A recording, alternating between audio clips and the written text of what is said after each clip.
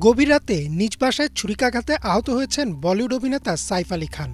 ভারতীয় বেশ কিছু গণমাধ্যমের বরাতে জানা যায়, 15 জানুয়ারি দিবাগত রাত আনুমানিক 2টার দিকে হামলা চালানো হয় এই তারকার বাসায়। প্রাথমিকভাবে পুলিশ ধারণা করছে ডাকাতির উদ্দেশ্যে হতে পারে এই হামলা। আসলেও কি তাই, নাকি পেছনে রয়েছে অন্য কারণ? ভারতীয় সংবাদ মাধ্যম হিন্দুস্তান টাইমসের প্রতিবেদন অনুযায়ী, পরিবারের সাথে মুম্বাইয়ের বান্দ্রায় সদ্গুরু শরণ বিল্ডিং নামের একটি বাড়িতে থাকতেন সাইফ আলী খান, তার স্ত্রী বলিউড অভিনেত্রী কারিনা কাপুর খান ও তাদের 2 সন্তান। প্রাথমিকভাবে জানা গেছে, দুর্বৃত্তরা যখন ওই বাড়িতে ঢোকে সে সময় বাড়ির সবাই গভীর ঘুমে ছিলেন।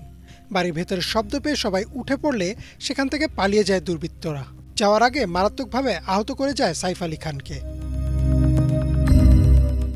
গণমাধ্যমটি আরও জানায়, ঘটনার তদন্তে ইতিমধ্যেই মাঠে নেমেছে বান্দ্রা পুলিশ।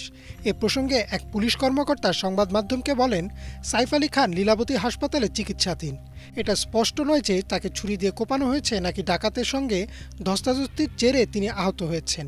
বিষয়টি তদন্ত করে দেখা হচ্ছে। একই সঙ্গে এই ঘটনার তদন্ত করছে মুম্বাই ক্রাইম ব্রাঞ্চ। হিন্দুস্তান টাইমসের আরও একটি প্রতিবেদন অনুযায়ী, মুম্বাই লীলাবতী হাসপাতালে 2.5 ঘন্টা অস্ত্রোপচার চালানো হয় সাইফের ওপর। এর আগে আহত অভিনেতাকে রক্তাক্ত অবস্থায় উদ্ধার করে হাসপাতালে ভর্তি করা হয়। অস্ত্রোপচারের পর বিপদমুক্ত আছেন সাইফ আলী খান। তাকে আইসিইউতে স্থানান্তরিত করে রাখা হয়েছে পর্যবেক্ষণে। সার্জারিতে সাইফের শরীর থেকে প্রায় 2 থেকে 3 ইঞ্চি লম্বা একটি ধারালো বস্তু বের করা গেছে। চিকিৎসকরা মনে করছেন ওটা ছুরিরই ভাঙা অংশ। লীলাবতী হাসপাতালের পক্ষ থেকে আগেই জানানো হয়, অভিনেতার শরীরে 6টি ক্ষত রয়েছে। এর মধ্যে 2টি ক্ষত গভীর বলে জানানো হয়। সাইফ শিরদাঁড়ার কাছেও আঘাত পেয়েছে বলে জানায় হাসপাতাল কর্তৃপক্ষ। হামলায় সাইফ আলী খান আহত হলেও নিরাপদে আছেন তার স্ত্রী কারিনা কাপুর খান ও 2 সন্তান। পুলিশ জানায়, হামলাকারী হামলার পর পালিয়ে যায় এবং তাকে ধরার সর্বোচ্চ চেষ্টা চালিয়ে যাচ্ছে মুম্বাই ক্রাইম ব্রাঞ্চ। পুলিশের পক্ষ থেকে প্রাথমিকভাবে দাবি করা হচ্ছে, ডাকাতির উদ্দেশ্যেই এই হামলা চালানো হয়েছে।